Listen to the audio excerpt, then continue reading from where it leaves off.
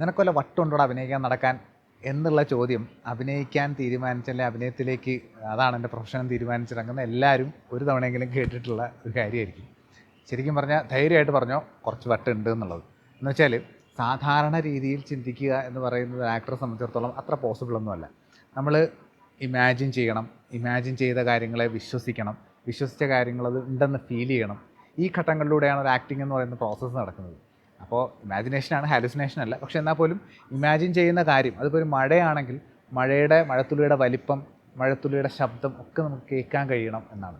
അത്രയ്ക്ക് ഡീറ്റെയിൽ ആയിട്ട് ഇമാജിൻ ചെയ്യാൻ പറ്റണം, എന്നിട്ടതിനെ ബിലീവ് ചെയ്യാൻ പറ്റണം, എന്നിട്ടതിനെ ഫീൽ ചെയ്യാൻ പറ്റണം.